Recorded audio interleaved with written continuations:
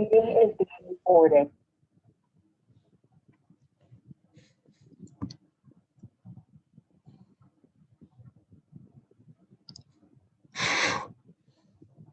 Bismillahirrahmanirrahim. Assalamualaikum warahmatullahi wabarakatuh. Saya Maulana Abdurrahman, NIM I04200072 akan mempresentasikan bab fisika yang telah diberikan oleh Pak Fitrian Imaduddin, yaitu tentang cahaya dengan subbab, yaitu dengan subbab 1 sifat cahaya. Yang akan kita bahas bagaimanakah sifat-sifat yang dimiliki cahaya. Lalu yang kedua adalah refleksi dan refraksi cahaya. Menerangkan bagaimana refleksi dan refraksi pada cahaya bisa terjadi. Lalu yang ketiga ada polarisasi cahaya. Menjelaskan apa itu dan bagaimana terjadinya polarisasi cahaya. Dan juga yang terakhir ada cermin dan lensa, yaitu di mana kita menjelaskan bagaimana dan apa saja macam cermin dan lensa. Lalu kita masuk yang pertama, yaitu sifat cahaya. Sifat cahaya terdiri dari beberapa, ini adalah sifat-sifat cahaya, yaitu ada cahaya merambat lurus, lalu cahaya mampu menembus benda bening, lalu cahaya mengalami pemantulan atau yang disebut refleksi, lalu cahaya mengalami pembiasan atau yang disebut refraksi, cahaya mengalami penguraian atau yang disebut dispersi, cahaya mengalami pelunturan juga atau yang disebut difraksi. Juga cahaya memiliki energi. Cahaya mampu merambat tanpa medium. Cahaya bersifat dualisme dan cahaya dipancarkan dalam bentuk radiasi. Pertama adalah cahaya merambat lurus. Cahaya akan selalu merambat lurus dengan kecepatan 3 kali 10⁸ meter per second. Untuk membuktikannya, kamu bisa menyalakan senter, dan jika diperhatikan pada senter tersebut akan ada berkas cahaya yang berbentuk garis-garis lurus. Nah, inilah sifat cahaya yang juga biasa digunakan pada sinar laser. Lalu ada cahaya mampu menembus benda bening. Benda bening ini banyak, contohnya seperti kaca atau plastik, bisa plastik minuman, kan ada yang transparan itu juga bisa. Itu dimana cahaya itu masuk melalui benda bening, ini akan terus masuk, artinya tidak ada yang dipantulkan. Dan sifat tersebut dimanfaatkan juga oleh manusia, yaitu contohnya pada lampu. Jika diperhatikan, ya kan lampu itu mempunyai permukaan yang bening, yang terbuat dari kaca atau sejenisnya, dan di dalamnya ada sumber cahayanya, dan juga itu bisa menerangi ruangan. Nah, itu membuktikan bahwa cahaya mampu menembus benda bening. Lalu, cahaya mengalami pemantulan atau refleksi. Pada saat mengalami pemantulan, cahaya ini perlu ada suatu penghalang agar bisa mengalami pemantulan, yaitu seperti kayu, tembok, ataupun besi. Dan juga pemantulan cahaya ini memiliki dua bentuk, yaitu yang teratur dan yang baur. Pemantulan teratur, kita bisa melihat di sini, cahaya terpantul cenderung sangat teratur karena permukaannya datar. Sedangkan untuk yang pantulan baur, cahaya cenderung setelah dipantulkan, pantulannya sangat berantakan. Itu karena permukaannya yang tidak rata. Lalu cahaya mengalami pembiasan atau refraksi. Seberkas cahaya ini melalui dua medium yang berbeda indeks biasnya. Maka dari itu kecepatan cahaya juga akan berbeda. Perbedaan kecepatan itulah yang akan menyebabkan bentuk terlihat berbeda atau seperti patah. Contohnya adalah seperti kita saat memasukkan sedotan ke dalam gelas bening ya, gelas kaca bening. Jadi jika kita perhatikan sedotan itu akan terlihat seperti terpotong ataupun tertekuk, ataupun juga bisa terkadang seperti terpotongnya jauh sekali. Nah, itulah pembiasan cahaya. Lalu ada cahaya mengalami penguraian atau dispersi. Cahaya penguraian ini juga terjadi pada pelangi. Dispersi ini sebuah peristiwa terurainya cahaya polikromatis atau cahaya putih menjadi monokromatik, yaitu cahaya yang berwarna-warni meiji, kui, binyu, merah, jingga, kuning, hijau, biru, nila, dan ungu. Itulah peristiwa dispersi. Dispersi pada terjadinya pelangi itu akibat cahaya matahari yang bersifat polikromatik yang dibiaskan oleh tetesan air hujan yang ada di atmosfer dengan sudut yang berbeda-beda. Akibatnya, warna dari cahaya matahari tersebut bisa terurai karena tetes air hujan tersebut menjadi warna-warni pelangi. Juga di samping itu, ini adalah suatu keindahan alam yang bisa kita saksikan setelah terjadinya hujan. Lalu, cahaya mengalami pelenturan atau disfraksi. Disfraksi ini adalah pembelokan arah rambat cahaya yang saat dilewatkan pada celah sempit, cahaya yang terdisfraksi ini akan membentuk daerah yang gelap dan daerah yang terang. Seperti pada gambar ini, cahaya masuk, lalu terbentuklah ada sisi gelap dan sisi yang terang.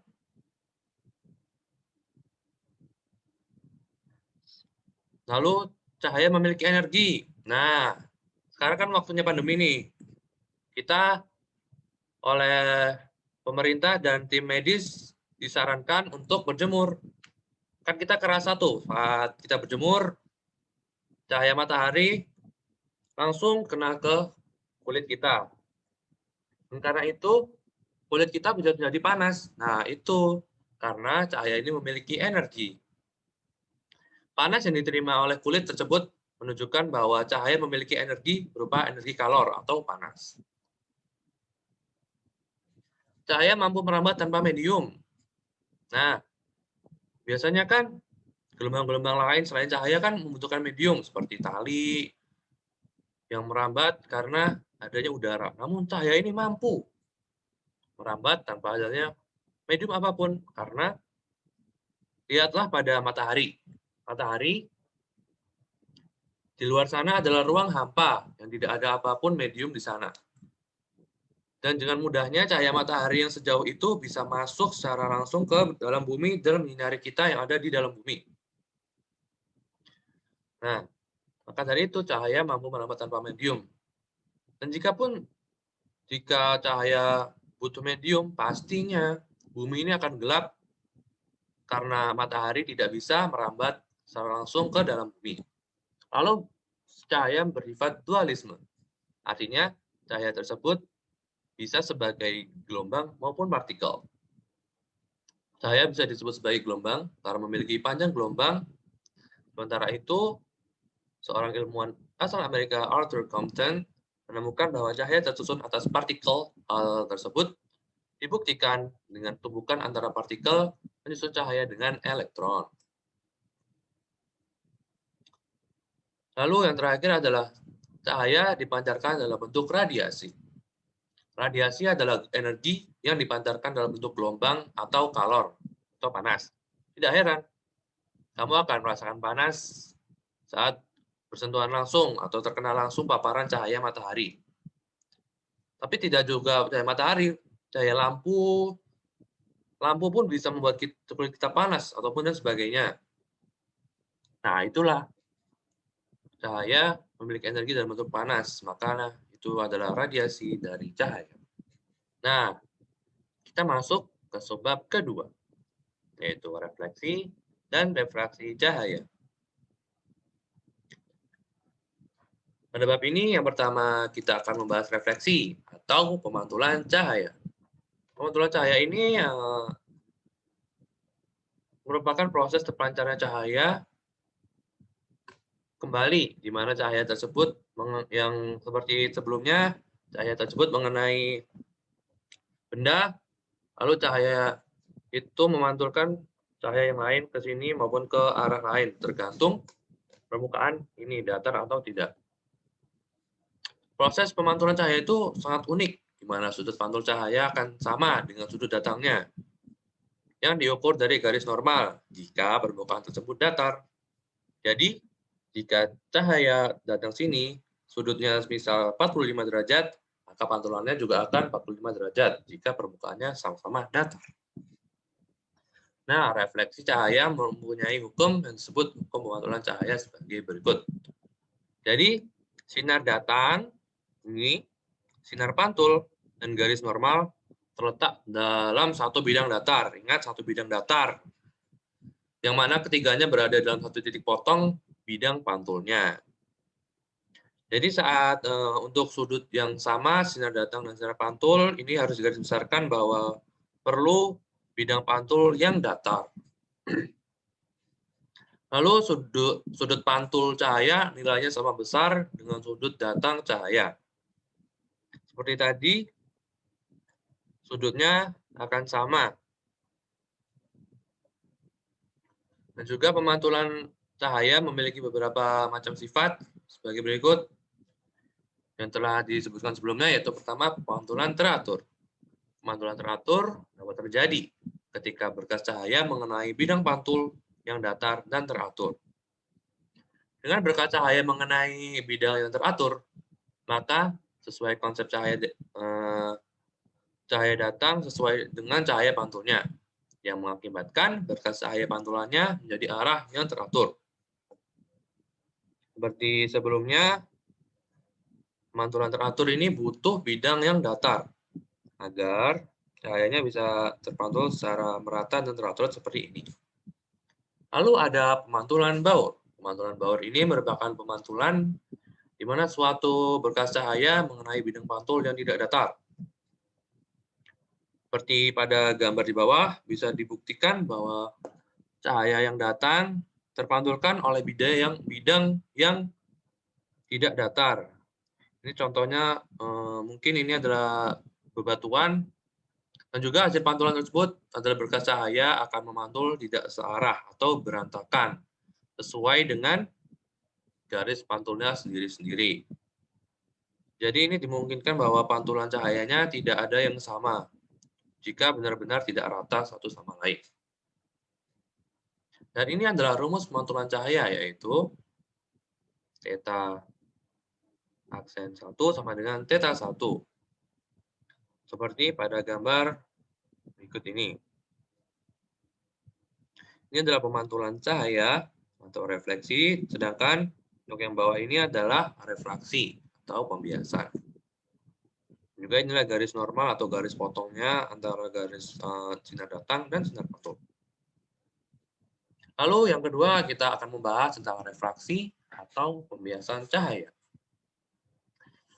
Pembiasan cahaya merupakan peristiwa pembelokan arah lambda cahaya yang berbeda ketika cahaya melewati bidang batas antara dua medium yang berbeda. Pembiasaan terjadi apabila sinar datang membentuk sudut tertentu, cahaya datang tidak tegak lurus terhadap bidang batas. Suhu datang lebih kecil daripada 90 derajat terhadap bidang batas. Pembelokan cahaya ketika berkas cahaya melewati bidang batas dua medium yang berbeda, indeks bias mutlak suatu bahan.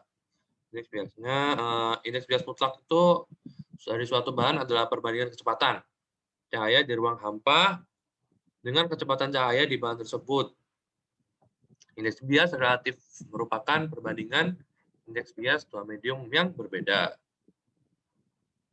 Dan juga hukum dalam pembiasan cahaya ini juga dinyatakan oleh Willebrord Snellius bahwa pertama, sinar datang garis normal dan sinar bias terletak satu bidang datar. Maksudnya gimana? Jadi, sinar datang, ini misalnya sinar datang, lalu ini garis normal, dan sinar biasnya itu tidak lurus, terkadang bisa lebih belok ini, ataupun terpotong seperti ini. Lalu ada dua ya, yang kedua pembagian antara sinus sudut datang dan sudut bias menghasilkan suatu nilai yang disebut indeks bias. Setiap medium memiliki indeks bias yang berbeda. Nah, jika cahaya datang dari medium yang kurang rapat, seperti udara, lalu mengarah ke medium yang lebih rapat, air, maka arah rambut cahaya berbelok mendekati garis normal. Ini adalah rumus dari pembiasan cahaya, yaitu N1 sin theta 1 sama dengan N2 sin theta 2. Di mana N1 ini adalah indeks bias medium tempat sinar datang. Lalu ada sin theta 1 yaitu sudut sinar datang. Dan juga N2 adalah indeks bias medium yang dituju oleh sinar. Dan juga sin theta 2 adalah sudut sinar bias.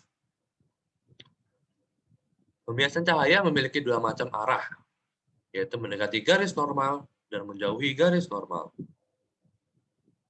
Untuk yang mendekati garis normal, cahaya yang akan dibiaskan mendekati garis normal jika cahaya merambat dari medium optik kurang rapat ke medium optik yang lebih rapat. Contohnya, cahaya merambat dari udara ke dalam air. Seperti gambar ini, cahaya datang dan cahaya sinar bayangan biasnya dia akan sedikit seperti ini membengkok dari bentuk aslinya karena terjadi perbedaan indeks bias. Ini juga contohnya dari ini yang mendekati garis normal. Untuk yang menjauhi garis normal seperti ini, cahaya dibiaskan menjauhi garis normal jika cahaya merambat dari media optik yang lebih rapat seperti air ke medium optik yang kurang rapat, yaitu udara. Contohnya cahaya seperti gambar ini, dimana cahaya datangnya dari bawah, lalu membiaskan cahaya ini seperti ini, dan menjauhi garis normal. Juga R, ini bisa diketahui, R ini adalah sudut bias, dan ini adalah sudut datang, seperti pada rumus sebelumnya, yaitu, oh ya, ini adalah sin theta 1, yaitu sudut datang, dan ini adalah sin theta 2, yaitu sudut sinar bias. Pada pembiasan cahaya ada indeks bias cahaya. Apa itu?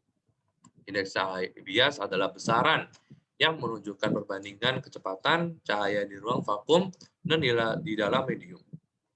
Pembiasan cahaya dapat terjadi dikarenakan perbedaan laju cahaya pada kedua medium. Laju cahaya pada medium yang rapat lebih kecil dibandingkan dengan laju cahaya pada medium yang kurang rapat. Untuk mencari indeks biasnya medium, bisa memakai persamaan berikut ini, yaitu N sama dengan C per V, di mana N adalah indeks bias, C adalah kecepatan cahaya dalam ruang hampa, yaitu diketahui 3 kali 10 pangkat 8 meter per second, dan juga V adalah kecepatan cahaya yang berada dalam medium.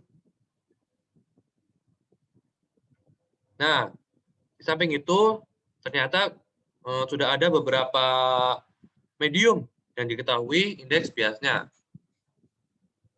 Dan juga rata-rata medium, bukan rata-rata sih, kayak semuanya indeks bias medium itu lebih dari 1. Selalu lebih dari 1. Berikut ini adalah beberapa contohnya, itu ada hidrogen dengan 1,0001. Ini kan sudah lebih dari 1. Kalau udara sendiri pun 1,0003. Kedua, karbon dioksida 1,005. Lalu air nih, air yang katanya rapat 1,333. Lalu ada karbon sulfur 1,63 dan seterusnya. Adapun es batu juga bisa juga 1,31. Lalu kaca yang tadi kan kaca merambat secara langsung tuh. Nah, dia punya indeks bias seperti ini 1,5 sampai 1,62 dan seterusnya. Lalu eh, pertama adalah refleksi. Oh ya, ini slide-nya kelebihan, mohon maaf. Lalu kita berlanjut ke sebab ketiga, yaitu polarisasi cahaya. Apa itu polarisasi cahaya? Ini bisa didefinisikan sebagai pengurangan intensitas karena berkurangnya komponen-komponen gelombangnya. Cahaya termasuk gelombang transversal yang memiliki komponen-komponen yang saling tegak lurus. Komponen-komponen inilah yang dapat hilang saat terjadi polarisasi. Polarisasi dapat terjadi karena pemantulan pada cermin datar, absorpsi selektif dari bahan polaroid, dan bias kembar oleh kristal. Dan juga bisa dilihat dari gambar ini, di mana gelombang yang tidak terpolarisasi terdiri atas dua arah getar, yaitu seperti ini. Sumbu X, sumbu Y, dan sumbu Z. Seperti ini, lalu ada celah sebagai polarisatornya, dan ini akan membuat gelombang jadi teratur dan juga menjadi arahnya satu saja, yaitu vertikal atau dengan sumbu Y. Dan juga yang pertama adalah polarisasi karena pembiasan dan pemantulan. Polarisasi cahaya yang dipantulkan oleh permukaan transparan akan maksimum bila sinar pantul tegak lurus terhadap sinar bias. Sudut datang dan sudut pantul pada saat polarisasi maksimum disebut sudut Brewster atau sudut polarisasi, disingkat IP. Lalu, arah sinar pantul tegak lurus dengan sinar bias. Maka berlaku persamaan berikut, IP plus R aksen sama dengan 90 derajat, atau R aksen sama dengan 90 derajat kurangi IP. Dan juga menurut Snellius tentang hal ini, dia menyampaikan bahwa N sama dengan sin IP per sin R aksen yang sama dengan sin IP per sin dalam kurung 90 derajat dikurangi IP. Yang juga sama dengan disederhanakan sinnya jadi sin IP per cos IP. Di mana N sama dengan tan IP juga N sama dengan indeks bias relatif bahan polarisator dalam udara, IP adalah sudut pantul dan R aksen adalah sudut bias. Juga bisa diketahui pada gambar ini, mana IP adalah arah sinar pantul dan R aksen adalah sudut biasnya. Lalu ada polarisasi karena pembiasan ganda atau bias kembar. Bias ganda merupakan sifat yang dimiliki beberapa kristal tertentu, terutama kalsit, untuk membentuk dua sinar bias dari suatu sinar datang tunggal. Sinar bias mengikuti hukum-hukum pembiasan normal. Sinar bias lain yang dinamakan sinar luar biasa atau extraordinary ray mengikuti hukum yang berbeda. Kedua sinar tersebut bergerak dengan kelajuan yang sama, di mana cahaya sinar biasa terpolarisasi tegak lurus terhadap cahaya sinar luar biasa atau extraordinary ray. Lalu ada juga polarisasi karena absorpsi selektif. Cahaya yang terpolarisasi bidang bisa diperoleh dari cahaya yang tidak terpolarisasi dengan menggunakan bahan bias ganda yang disebut polaroid. Polaroid ini terdiri atas molekul panjang yang rumit tersusun paralel satu sama lain. Jika berkas cahaya terpolarisasi bidang jatuh pada polaroid yang sumbunya berbentuk sudut theta terhadap arah polarisasi yang datang, amplitudonya akan diperkecil sebesar cos theta. Karena intensitas berkas cahaya sebanding dengan kuadrat amplitudo, maka intensitas terpolarisasi bidang yang ditransmisikan oleh alat polarisasi adalah sebagai berikut, yaitu I sama dengan I0 cos kuadrat theta, di mana I0 adalah intensitas datangnya. Lalu alat polarisasi menganalisis untuk menentukan apakah cahaya terpolarisasi, dan untuk menentukan bidang polarisasi adalah polaroid. Cahaya yang tidak terpolarisasi terdiri atas cahaya dengan arah polarisasi, yaitu vektor medan listrik yang acak, yang masing-masing arah polarisasinya diuraikan menjadi komponen yang saling tegak lurus. Ketika cahaya tidak terpolarisasi melewati alat polarisasi, satu dari komponen-komponennya dihilangkan. Jadi, intensitas cahaya yang lewat akan diperkecil setengahnya, karena setengah dari cahaya tersebut sudah dihilangkan. Perubahan intensitas cahaya dari cahaya tidak terpolarisasi menjadi cahaya terpolarisasi adalah I sama dengan setengah dari I0. Lalu seperti pada gambar berikut ini, di mana arah cahaya, ini adalah contoh dari cahaya yang tidak terpolarisasi, di mana dia melewati alat polarisasi dan menjadi cahaya polarisasi dengan arah vertikal, yaitu satu arah saja. Lalu ada juga polarisasi karena hemburan. Hemburan ini didefinisikan sebagai suatu peristiwa penyerapan dan pemancaran kembali suatu gelombang cahaya oleh sebuah partikel. Fenomena ini yang menerapkan prinsip ini antara lain adalah warna biru pada langit dan warna merah ketika matahari terbenam. Penghamburan cahaya oleh atmosfer bumi bergantung pada panjang gelombang. Yaitu dengan panjang gelombang kan satuannya tuh, bukan satuannya, lambangnya adalah lambda. Untuk partikel dengan panjang gelombang yang jauh dari panjang gelombang cahaya, misalnya molekul udara tuh, hal itu tidak menjadi rintangan yang terlalu besar bagi lambda yang panjang dibandingkan dengan lambda yang pendek. Penghamburan terjadi dapat berkurang menurut persamaan berikut, yaitu 1 per lambda pangkat 4. Nah, ini matahari memberikan sinar putih yang dihamburkan oleh molekul udara ketika memasuki atmosfer bumi. Sinar biru pada langit dihamburkan lebih banyak daripada warna lain, sehingga langit tampak berwarna biru. Nah, ini ketika matahari terbenam berada di kerendahan langit. Cahaya dari akhir spektrum biru, cahaya langit tersebut dihamburkan matahari lalu terlihat berwarna kemerahan karena warna dari akhir spektrum lewat ke mata kita. Tetapi warna biru langitnya lolos. Nah, proses penghamburan yang terjadi menjelaskan polarisasi cahaya yang terjadi di atas kita, yaitu langit. Ini adalah gambar dari contoh polarisasi. Ini adalah pengamat, yaitu ini gambar mata, di mana kita menggambar matanya ini menghadap ke atas langit. Di mana seperti yang dijelaskan sebelumnya, cahayanya terpolarisasi dari setelah masuk ke medan polarisasinya. Wah, baik, kita masuk ke subbab keempat, yaitu cermin dan lensa.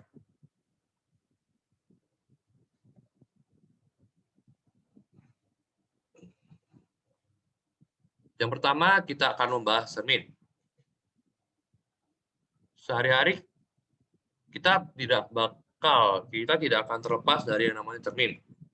Pastilah setiap kali kita habis mandi ataupun apalah, pasti kita akan melihat cermin, melihat bagaimana keadaan kita nih habis mandi, kurang rapi atau gimana nih. Kita akan kayak merapikan, ataupun kita juga bisa mengamati wajah kita nih, apa ada kayak jerawat atau apalah. Nah, itulah cermin. Tapi apa sih cermin itu? Cermin adalah cermin itu adalah sebuah benda yang memiliki permukaan datar dan dapat memantulkan bayangan dengan sempurna. Nah, ini nih penerapan cermin sangat banyak sekali nih digunakan pada manusia. Dan juga penggunaan cermin ini sangat membantu pada semua aktivitas manusia. Nah, ini cermin dapat digunakan sebagai alat bantu dalam berdandan, digunakan juga untuk alat bantu melihat persimpangan di suatu gang sempit, dan juga digunakan sebagai alat bantu melihat keadaan belakang pada kendaraan bermotor, dan masih banyak lain. Dalam dunia optik fisik terdapat 3 jenis cermin, yaitu cermin datar, cermin cekung, dan cermin cembung. Ini adalah gambar contoh dari cermin, yaitu ini. Yang besar ini adalah cermin datar, di mana yang biasanya ada di rumah untuk kita melihat diri kita sehari-hari.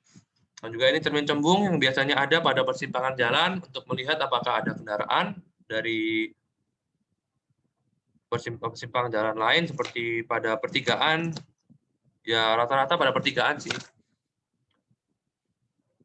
Biar kita saat membelok kita ekstra hati-hati karena kemungkinan ada kendaraan lain yang akan menuju pada gang kita. Nah, yang pertama kita membahas tentang cermin datar. Jenis cermin yang pertama adalah cermin datar. Cermin datar ini memiliki sifat maya, tegak, dan sama besar. Sifat yang khusus dalam cermin ini adalah sama besar karena dilihat dari pemantulannya tidak ada cahaya yang melengkung. Jadi saat kita bercermin nih, kita mau ngaca, pasti kan kelihatannya kita sama nih ukurannya, oh segini, sama. Walaupun cermin itu kecil, kita bakal terlihat sama pada cermin tersebut. Pada cermin datar ini ada beberapa yang kita kaji, yaitu jumlah bayangan yang dibentuk dan tinggi cermin datar. Ini adalah gambar dari refleksi si cermin datar. Ini adalah benda dan bayangannya benda dari sejauh H dipantulkan oleh cermin datar. Dan juga pantulannya juga akan sejauh H yang dinamakan H aksen. Jadi jaraknya bakal sama. Dan juga sudut-sudutnya juga akan sama. Yang kedua adalah cermin cekung. Cermin cekung ini memiliki sifat sebagai berikut. Yaitu yang pertama, jumlah ruang benda dan bayangan sama 5. Yaitu 2 diperbesar jika ruang bayangan lebih besar dari ruang benda. Lalu diperkecil jika ruang bayangan kurang dari ruang benda. Dan juga cermin cekung ini bersifat maya dan tegap jika bayangannya di ruang. Ini adalah contoh dari proses dari pemantulan cermin cekung seperti ini. Untuk penerapannya pada sehari-hari cermin cekung ini tidak banyak ya. Kalau setahu saya sih terkadang ada di taman hiburan, biasanya cermin cekung ini untuk kayak membengkokkan tubuh ya. Jadi kita terlihat lebih langsing tuh di cermin cekung. Dan juga kita terlihat lebih pendek sih ya kayaknya. Lebih pendek kita kalau sebenarnya nggak pendek sih, cuman lebih kurus gitu. Jadi kecil gini. Karena cerminnya yang cekung. Lalu ada cermin cembung. Nah, cermin cembung ini kayak tadi ya untuk persimpangan jalan.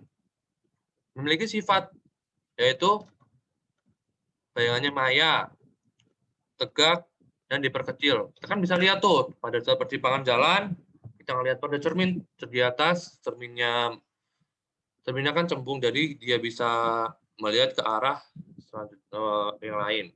Kita bisa melihat kendaraan dari arah lain dari cermin itu, dia lebih kecil kan dari ukuran aslinya.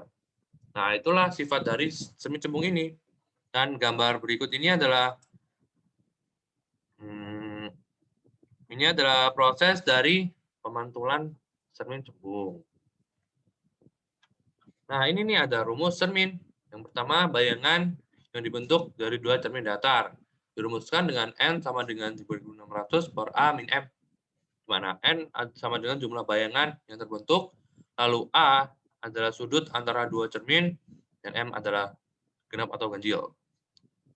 Dengan ketentuan yaitu 3.600 per A sama dengan genap lebih dari nilai M sama dengan 1. Lalu 3.360 per A sama dengan ganjil jika lebih besar nilai M sama dengan 0. Lalu ada tinggi cermin datar, yaitu dirumuskan dengan setengah tinggi benda. Lalu ada rumus cermin cekung, yaitu 1 per F sama dengan 1 per S per 1 per S aksen.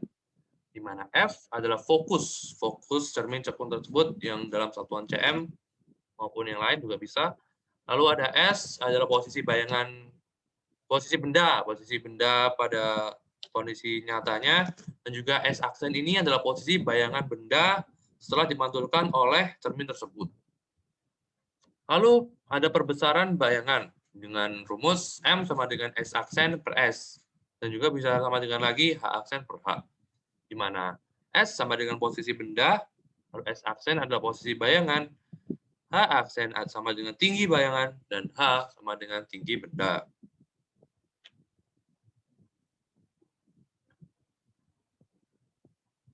Lalu yang kedua kita akan membahas tentang lensa, di mana lensa ini terdiri dari dua, yaitu yang akan kita bahas adalah lensa cekung dan lensa cembung. Yang pertama adalah lensa cekung. Lensa cekung bersifat divergen atau menyebarkan cahaya. Pembentukan bayangan pada lensa cekung mempunyai titik api fokus yang dinyatakan dengan negatif. Agar lebih mudah memahami pembentukan bayangan terjadi, maka diperhatikan bagian-bagian lensa cekung di bawah ini. Lalu SU ini apa? SU adalah sumbu utama. Lalu ada O. O adalah titik pusat optik lensa, yaitu di sini. Lalu F1 dan F2 adalah titik api atau titik fokus lensa.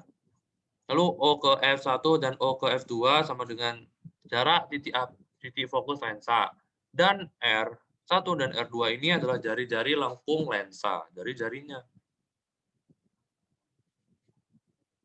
Dan juga pada lensa cekung ini juga ada berkas cahaya atau dinamakan sinar istimewa. Yang terdiri dari yang pertama adalah sinar datang.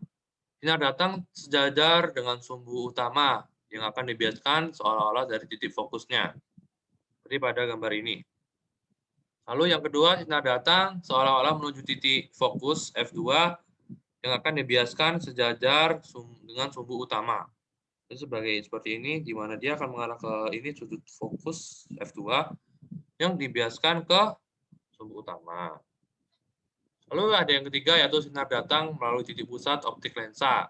Tidak dibiaskan, melainkan dia terus tanpa ada pembiasan pada gambar ini. Nah, lensa cekung ini hanya membentuk suatu macam bayangan, yaitu bayangan maya dari benda yang terletak di depan lensa dengan sembarang penempatannya. Jadi mau ditaruh di lebih dekat atau menjauhi cermin, dia bakal tetap maya. Jadi sifat bayangan terjadi adalah maya jika di depan lensa, jika dia tegak dan diperkecil pada gambar tersebut ini. Lalu yang kedua adalah lensa cembung. Lensa cembung juga disebut lensa konvergen atau lensa positif, merupakan lensa yang memiliki bagian tengah lebih tebal daripada bagian ujungnya. Jadi dia cembung begini. Agar lebih mudah memahami pembentukan ini, maka diperhatikan bagian-bagian dari lensa cembung seperti ini. Lalu seperti yang tadi, yaitu SU sumbu utama, O titik pusat, F1 F2 adalah fokus, O ke F adalah jarak fokus, R adalah jari kelengkungan lensa. Dan ini juga ada nih, kalau lensa cembung ini ada ruang-ruangan, yaitu ada ruang 1, ruang 2, ruang 3, yaitu nomor ruang untuk meletakkan benda. Jadi peletakan benda ini tergantung dari ruang-ruangannya yang ada pada lensa cembung ini. Dan juga bayangan pun juga ada ruang-ruangannya nih, seperti ini, yang dinyatakan dalam angka Romawi. Lensa cembung memiliki berkas cahaya, yaitu sinar datang sejajar dengan sumbu utama yang akan dibiaskan melalui titik fokus F2 ini. Benda masuk lalu dibiaskan ke titik fokus. Yang kedua, sinar datang melalui titik fokus, lalu akan dibiaskan dia sejajar dengan sumbu utama. Yang ketiga, sinar datang melalui titik pusat optik lensa. Titik pusat itu di sini nih. Seperti tadi, dia akan langsung tanpa ada pembiasan, dia akan langsung masuk ke mata pengamat. Nah, lensa cembung ini mempunyai sifat seperti cermin cekung. Makanya bayangan yang dibentuk pun hampir sama tuh. Bayangannya nyata. Jika terjadi dari perpotongan sinar-sinar bias yang mengumpul, bayangan nyata pada lensa cembung terjadi jika benda terletak di ruang 2 dan 3. Tuh ada Sendirinya dia jika terletak di ruang 2 dan 3, bayangannya akan nyata. Sedangkan bayangannya akan maya jika terjadi perpotongan panjangan sinar bias yang divergen, yang menyebar. Bayangan maya ini jika benda tersebut berada di ruang 1 tuh, akan terjadi bayangan maya. Setelah membahas cermin dan lensa, kita akan membahas hubungan jarak benda, jarak bayangan, dan jarak titik fokus. Ini adalah rumus-rumusnya, ada 1 per S0, SO per S1 per SI sama dengan 1 per F. Lalu ada F sama dengan R per 2, M sama dengan SI per SO mutlak sama dengan HI per HO, dan juga HI sama dengan M kali HO. Dengan keterangan SO adalah S0 adalah jarak benda, SI adalah jarak bayangan, F adalah jarak fokus, R adalah jari-jari kelengkuan lensa, M sama adalah perbesaran bayangan, H0 adalah tinggi benda, dan HI adalah bayangan, tinggi bayangan. Dan juga untuk lensa cembung menggunakan persamaan dengan memperhatikan tanda-tanda seperti ini. Yaitu F bernilai positif jika menunjukkan jarak fokus lensa cembung. Lalu S0 bernilai positif jika menunjukkan bendanya nyata. SI bernilai positif jika menunjukkan bayangannya yang nyata, ya, yang berarti belakang lensa. Dan SI juga bisa bernilai negatif jika menunjukkan bayangannya maya yang berada di depan lensa. Dengan untuk cahaya cekung nih, F bernilai negatif jika menunjukkan jarak fokus lensa cekung. Lalu S0 bernilai positif, dia di mana menunjukkan bendanya nyata. Dan SI bernilai negatif menunjukkan bayangannya maya yang berada di depan lensa. Nah, sekian presentasi dari saya. Terima kasih telah memperhatikan presentasi saya sampai akhir. Apabila ada kesalahan dan keliruan, saya mohon maaf.